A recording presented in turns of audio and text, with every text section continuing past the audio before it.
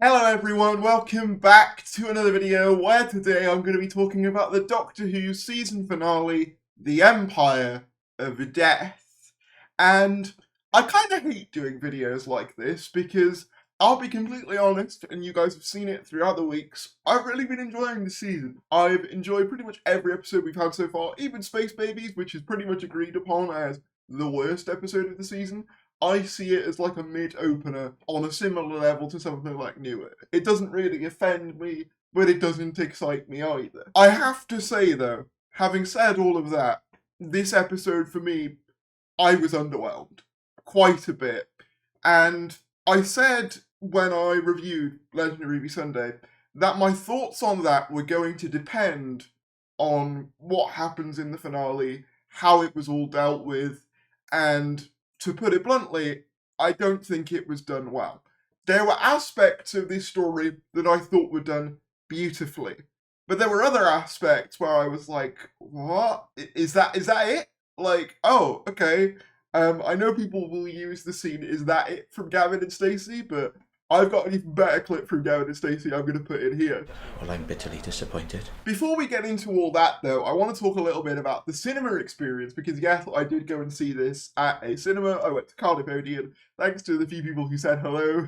Very nice to see you. I was knackered, so if I wasn't too chatty, I apologise, and that's why you didn't get a video out of me last night as you normally would, because obviously I was at the cinema, and by the time I came back, it was like gone 1:30, and I was like, I just don't know whether I can muster up the energy to do a video now, so I went to bed. But the experience of seeing it with other fans was lovely. Obviously, Legend of Ruby Sunday played first, then Empire of Death, and there was a little message from Millie Gibson in between saying, "Oh, we hope you enjoyed the finale. We've all worked really hard on it, and we hope you get the answers that you want." I didn't, but it was a nice message, and I love there was a 15-minute interval, and there was a countdown on the screen, and literally as that countdown was going on, my audience were like counting down from like 10, 9, 8, 7, 6. It was like a really nerdy version of a New Year's like Eve party. It was great. I never got to experience Doctor Who in the cinema because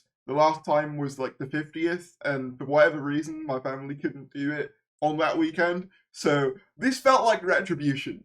And I did really enjoy the experience of viewing this in a cinema. And it's something that I do hope they do again, although I will say, not really sure why, on my screening at least, the 15-minute interval meant that the Empire of Death started 5 minutes late.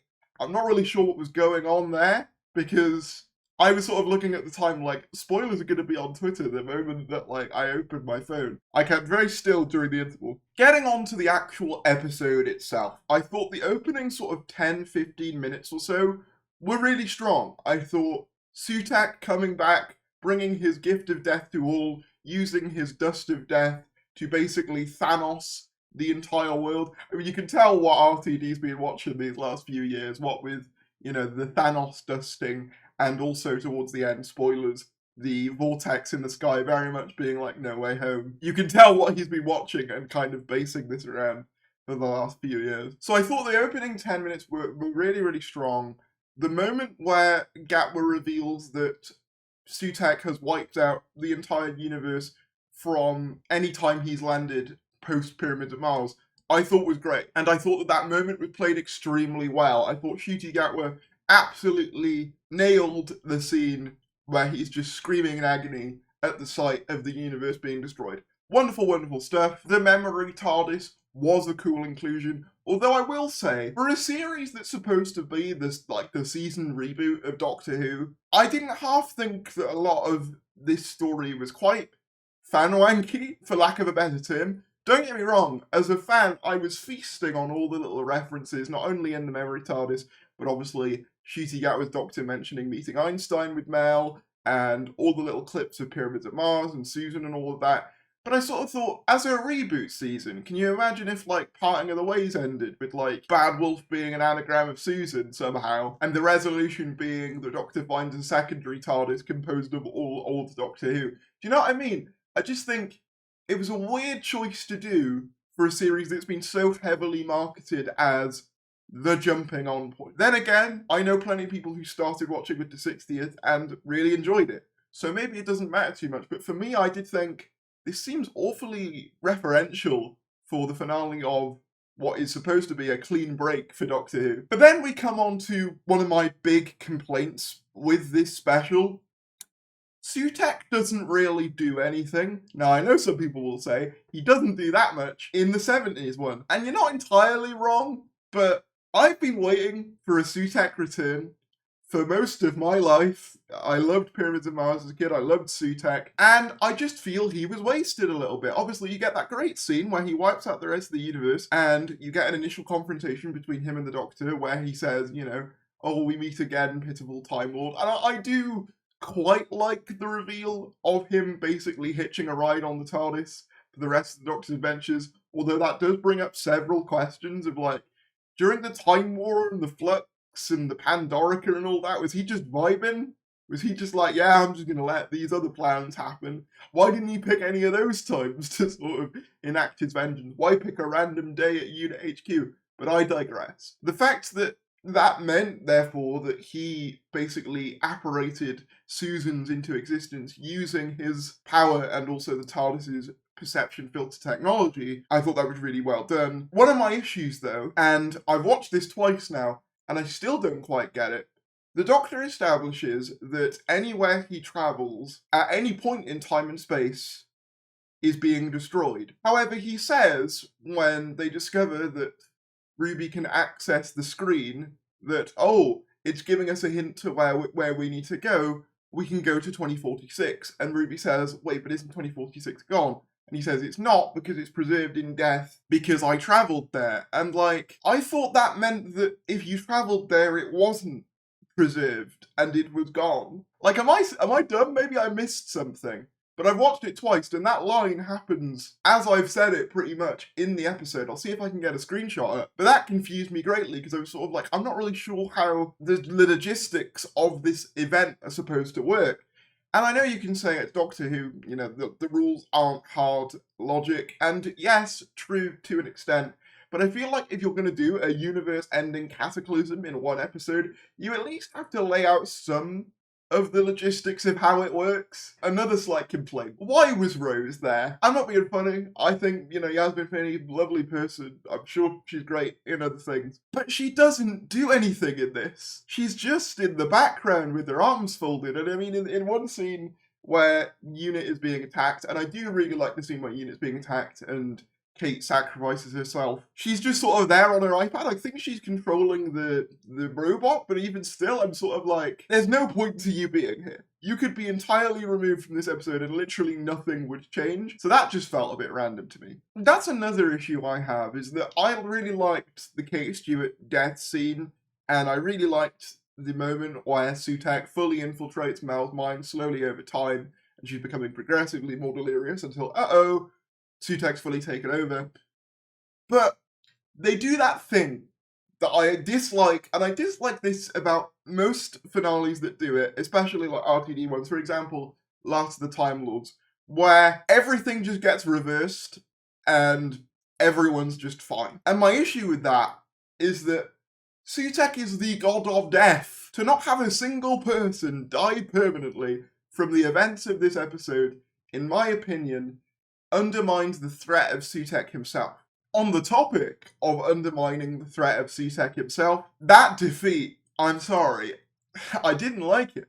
So they find some rope in the memory TARDIS that's intelligent rope, in the same way I think the gloves from Church on Ruby Road were intelligent gloves, in that they can basically use gravity to pull any object and move any object and pull themselves and stuff like that. And so they basically use a bit of rope, tie it to Sutekh, and then drag him through the time vortex until he brings back life. Now, on paper, I get what RPD is trying to do here. He's trying to say, well, if everyone's dead, if I bring Sutekh back through the vortex again like he was the first time, that brings life back. But I just thought, what an underwhelming defeat for the god of death, especially considering I don't really feel like he did an awful lot. And I felt the same with the Toymaker's end in The Giggle, I felt the same with the Maestro's end in Devil's Cord, but I felt at least there, You know, we had scenes of them being these all-powerful gods that could control people and do all this stuff. And yeah, okay, we get a little bit of that with Sutek in the beginning, but then for the rest of it, he just sort of sits there with the TARDIS, and I'm like, you've brought back one of the most iconic villains in Doctor Who history. Why is he just sat there? That did frustrate me, I won't lie. And the fact that the way the TARDIS comes back from Sutek's clutches is he just whistles for it? I don't know, man. I felt underwhelmed by it. On the more positive end, I will say, because this episode does have its strengths. I know I've moaned a fair bit, but this episode does have its strengths. I think the ending scene with the Doctor and Ruby, where she finds her family and the Doctor says, don't feel sorry for finding your family, go and enjoy your life. Thought that was really nice. Although, again, I don't feel like we know these characters quite enough for that to have the emotional impact I think it probably should have done. I don't personally think 8 episodes is enough for this type of series with so many ongoing mysteries and character arcs. I don't think it works in the 8 episode format, especially if you still want to do experimental episodes like 73 Yards and Dot and Bubble that largely have the Doctor or the Companion or both absent for the majority of the runtime. I just don't think there's enough time to get to know these people before these big emotional moments happen. I know that one of the controversial aspects to this story is the reveal that Ruby's mum is just a person, is just some woman. And on paper, I actually don't mind that. I saw a clip on Twitter, and we'll go over it later on, the commentary for this episode, where Russell basically said it was a response to The Rise of Skywalker, and how he felt that he preferred it when Rey was just nobody who turned out to be, good with the Force, rather than a Palpatine. And I do understand that, but my issue with it is, the ending scene plays out by the Doctor saying, your mother was important because we made her important. We get invested in her storyline, and that's what makes her significant to the universe, not anything else. And I'm like, Russell, I don't mean to be rude, but you were the one who made her significant to us. You were the one who got people invested in following who Ruby's mum was. Every Instagram post you were like, oh, who's Ruby's mum, who's Ruby's dad? So I quite like the idea of her just being a person, but then don't spend an entire series marketing it as, ooh, who's Ruby's mum? Because it just leaves people feeling stupid while getting invested in. It's one of those bait and switches that Moffat used to do that I also didn't particularly like, where he'd get these mysteries and then he'd sort of be like, psych, this is not actually that relevant in the end. The biggest example I think is probably, I've not seen it, but from what I've heard of people who have, Sherlock Season 4, where he basically has like a whole fan meeting of people discussing how Sherlock survived, only to ultimately kind of make fun of all of their suggestions. And don't get me wrong, this was nowhere near on that level. But I did sort of think, Russell, you were the one that made people theorize about this. If you wanted the reveal to be that she was just a normal person, you should have threaded that in a little bit. I also just don't buy that Sutek would be that intrigued, in that case, by who Ruby's mum is. Even if she was given additional cosmic importance by the fact that we all thought she was important. This was Sutek's reaction to humans before. Why now is he all of a sudden super invested in who Ruby's mum is? A girl who, as far as he's concerned, is just a random human the Doctor travels with. I also just think the pacing of this one was kind of all over the shop. Again, the first 10 minutes, the final 10 minutes were beautifully done. I think they were really well done, but the middle section was really kind of bizarrely paced. That whole scene, where the Doctor goes and visits a woman who is slowly forgetting her life on some random planet, is nice, but there are just some scenes in this that I feel some of them were too long, some of them were all too brief. One thing I will give complete praise for is the VFX, though. I thought, especially seeing this in a cinema, Sutek himself and the TARDIS and all the VFX surrounding that, I thought looked absolutely incredible. Well done to the VFX team. I genuinely believe Doctor Who visually now looks pretty close to, its competitors with Marvel and Star Wars and stuff like that. Maybe not exactly, spot on, but close enough to where I'm like, yeah, I think Doctor Who can compete now, and that's nice to see. I think another aspect that feels missing for me is, and it's one of the reasons why I don't think the ending scene hit as hard as it was probably supposed to, is we have not seen a second of conflict between the Doctor and Ruby at all this season. And I think the issue with that, I'm not saying they should be at each other's throats all the time, like Six and Perry literally were, but what I am saying is, in End of the World, for example, the second adventure of Rose Tyler, you get this scene where the Doctor and Rose have it out with each other, because the Doctor's trying to show off the wonders of the universe, and she's sort of there like, you've just sort of shown me the death of the universe, and you expect me to just sort of be going along with it like nothing's happening. And those moments are really crucial in making the Doctor and Rose friendship dynamic feel real to me and feel genuine. Because real friends do have those moments where they're like, you know what, screw you actually. But with the Doctor and Ruby, it's all happy all the time. And I don't think that's the right approach. And this feels especially weird to me coming from RTD, the man who basically invented the tea time soap opera aspects of Doctor Who for the modern era, which I don't say as a derogatory, by the way. I really like those aspects. Even just in the 60th as well, like, Donna and her family, I thought were really well realised, and I was glad to see that being at the heart of the show again.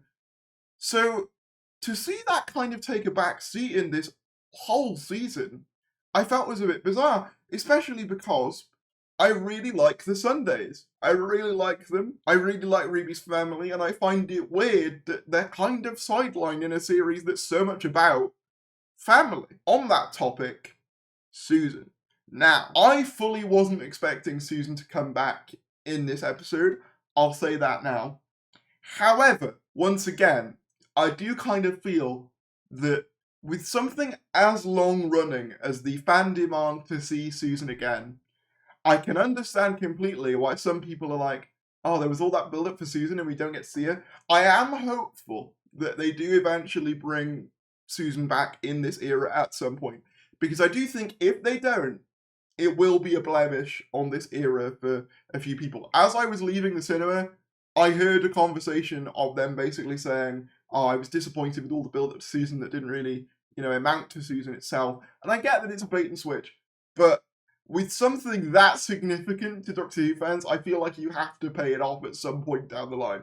And I hope they do. Other things, I thought, once again, the music was fantastic. I think Murray Gold has really hit it out the park this season. Once again, proving, at least to me, that he was never just the I am the Doctor guy that I felt he was often flanderized by some of the fandom as. Overall, I do enjoy this season, and I do still fully intend on making a video on why I enjoyed this season and why I do see it as an improvement on the previous run specifically. But I'd be lying to myself if I didn't say that I found this disappointing. There were moments I loved. Everyone getting evaporated, I thought was lovely. The ending moments of her meeting her mum are some of the best in the episode, and again, I say that, coming back to my previous point, that was the family domestic stuff. The stuff that Russell always thrived at. So why was that pushed so far to the back of the queue in favour of fantasy, which, on paper, I really like the idea of fantasy being brought more to the forefront of Doctor Who. I think it works. I liked the Toymaker's usage. I liked the soul. But I don't think it's his strength. And I don't think that fantasy should just be a get-out-of-jail-free card to just sort of do anything and be like, oh, well, fantasy, innit? And I am kind of hoping that this next season returns a bit more to some slightly more hard sci-fi stuff. And I've never been a proponent that Doctor Who is a hard sci-fi program, but I felt that the 60th overall got the tonal balance of what I see Doctor Who as a lot better than this season overall does. And don't get me wrong, I still enjoy this season, but I do personally feel the 60th was stronger for me personally. I felt it was more tonally consistent. I thought the character development was more there. Although, albeit they were returning characters, so to a certain extent, a lot of the legwork is already done. But I also thought, the villains were more compelling. I thought generally the pacing was better for the 60th episodes. This season is still good. I would still say it's above all of the Chibnall era for me, and this finale specifically, it's above all of those. I would even say, this season is above some of the Moffat ones for me, specifically Series 7, Series 9. If I had to rank it, and obviously I probably will do a full series ranking, I'll probably need to rewatch a couple of the series before I do that. It's probably lingering somewhere between like Series 8 and Series 6, so a definite improvement from where we were at, don't get me wrong. But it's frustrating because I do feel like it just needed to go a little bit further in some places, or change a few little things, and maybe that'll come with season 2, who knows. But I would be lying if I said I didn't feel a little bit deflated by this episode. Especially because I think even though Legend of Ruby Sunday was a lot of setup, the reveal of Sutek was done so fantastically, and seeing that in the cinema got me so hyped to see what they would do with Sutek, only for them to not really do anything with Sutek at all. When I imagined Sutek coming back all those years ago, when I watched Pyramids of Mars, I imagined him taunting the Doctor, creating this massive empire, maybe even enslaving the companions in the same way that like the Master did in Series 3. I didn't imagine him just sort of sat there while things happened. Do you know what I mean? I don't like being negative, because I have genuinely enjoyed this season, and people have called me a shill for that, which, you know, fair enough. But I hope that this at least indicates that there are things that could disappoint me, and unfortunately, this episode kind of was that for me. I enjoyed the experience of seeing it in the cinema, I enjoyed some of the moments, I enjoyed some of the references, but overall, this story just does not come together for me. I think the reversal of the deaths is way too rushed. I mean, I hate to do this, I really do, but at least with Flux, at least the Flux happens in episode 1, and we have at least a few episodes to address the aftermath and witness the aftermath. Now, fair enough, the aftermath isn't really resolved, completely fair enough, but at least we get to see the impact that has on the universe for more than like 10 minutes before everything gets immediately reversed. I don't know, man, this just wasn't it for me. But let me know down in the comments below what your thoughts were on this episode. It just sucks because of all the episodes that I'd have wanted to like, the season finale is the one, because that's going to be my final impression of Doctor Who going into Christmas. And don't get me wrong, I still think this season was good, but when a finale comes along and is underwhelming, it does kind of taint your view on the rest of the series. But thanks for watching, subscribe if you're new, thanks again for 24,000 subscribers, means the absolute world, and I will see you later.